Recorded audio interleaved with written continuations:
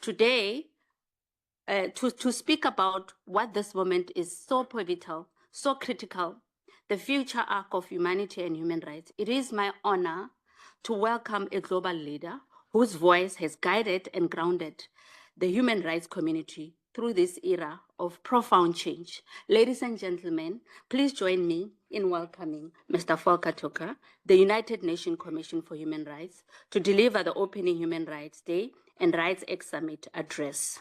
Over to you. Thank you very much.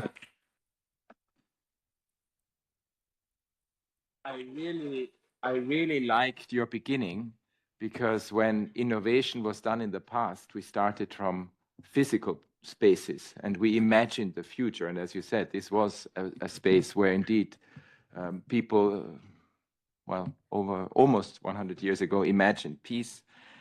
And today we are doing it in the digital sphere, and that obviously changes then how we do it. So really a big warm welcome to all of you, to Palais Wilson, and welcome to RightsX, and happy Human Rights Day. And it's a day that comes, as you all know, at a moment of extraordinary pressure on human rights. I mean, if you look at what the current state is, we have deepening conflicts, widening inequality, accelerating technological change, shrinking civic space, and we know how many people are currently displaced by war, excluded from opportunity, and silenced or abused online. The backdrop to this picture is a major shift in global power dynamics. Geopolitics is playing a part as we move from a unipolar to a multipolar world. Alongside this, a tidal wave of innovation and new technologies is reshaping power dynamics, smashing social and cultural norms, and turning entire economic sectors on their heads. These technologies, as we all know, have, of course, enormous potential to bring people together, and they are already benefiting people and saving lives. We know that early warning systems and alert systems alert people, for example, about storms, about hurricanes before they hit. AI systems can analyze medical images more quickly than any human. And people speak, organize, protest, and create in online spaces. The recent Gen Z protesters in countries from Nepal to Madagascar marched under the same pirate symbol taken from a Japanese manga, for example. So it shows the connection that people have. Digital platforms can also give marginalized communities visibility and voice. But at the same time, people are also surveyed, manipulated, silenced, and excluded from those same online spaces. Our digital architecture is a gatekeeper by default, creating the conditions for access to opportunity, to justice, and even truth. So it's a new front line of human rights. And laws and institutions are all struggling to keep up, including ourselves, to be very honest. I think we're all struggling to keep up. I have a sign on my desk that says, and I've had it for quite a few years, innovation is political. It is a reminder that decisions about who gets access to new technologies and what those technologies prioritize are a question of power. To take one example, women have long complained that pharmaceutical companies prioritize innovative treatments for male impotence over safe, reliable contraceptions. The reason lies in power, in this case, patriarchy. Innovation is political, and that makes it an essential area for human rights. When decisions around innovation are made by a small group of unelected tech oligarchs, it is a huge cause for concern. 7 or 8 big tech companies now boast more wealth than the entire economies of even industrialized nations. So unless power is circumscribed by human rights and the rule of law, it can lead to abuse, including the subjugation of others. Without safeguards, today's innovative technologies can deepen inequality, silence communities, and entrench harm.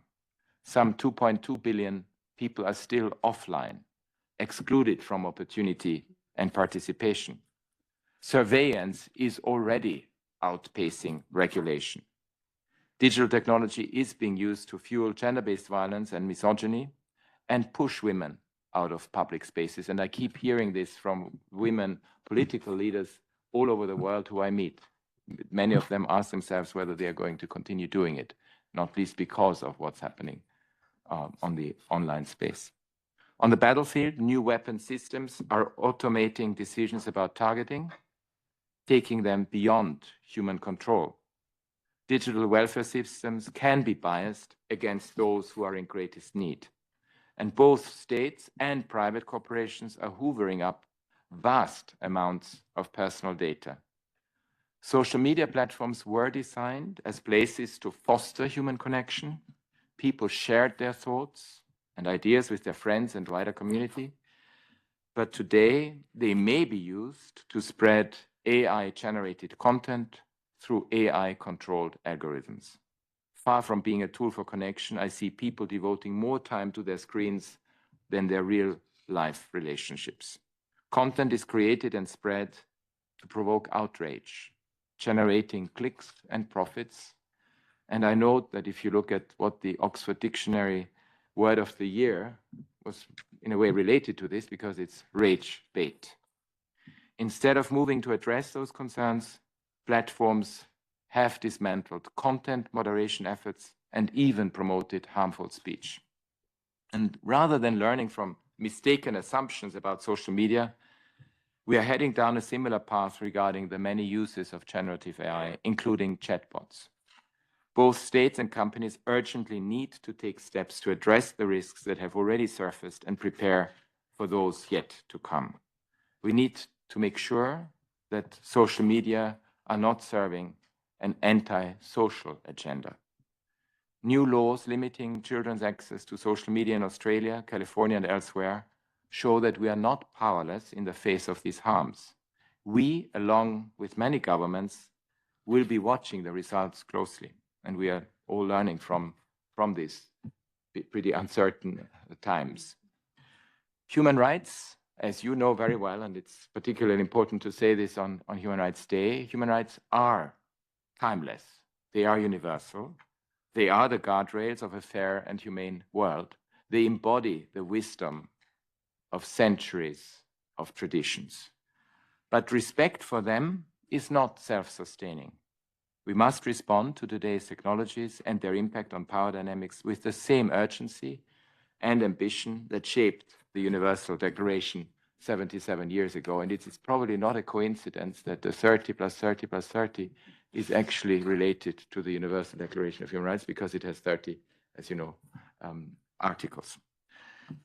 This meeting is incredibly important because we really want to move it beyond analysis and also into action. We do not have the time for gradual incremental approaches. We know how harms are accelerating now, and we also see how it affects human rights defenders online as well as offline. Over the next 2 days, you, governments, representatives of governments, civil society, technologists, researchers, youth leaders, funders, companies will actually come together in this connected way. You will debate AI governance, human rights, information integrity, early warning, responsible data use, and accountability. You will test ideas, discuss prototypes, and shape solutions that can scale. So we don't want RightsX to become a talk shop, but a workshop where we speak frankly about the risks, the opportunities. We focus on how technology can work for humanity. And in that spirit, let me just highlight 2 initiatives that we want to expand over the next 2 days. First, the Human Rights Data Exchange, HRDX. It always has an acronym. This is a global data platform that will enable us to detect and monitor patterns earlier, prevent harm sooner, and protect people better. HRDX will be part of the backbone of the human rights system in the digital age. And I want to reassure you that, of course, data protection and privacy are built into this system. That's obviously very, very key for us in the human rights world. Second, there is the 30-30-30 initiative.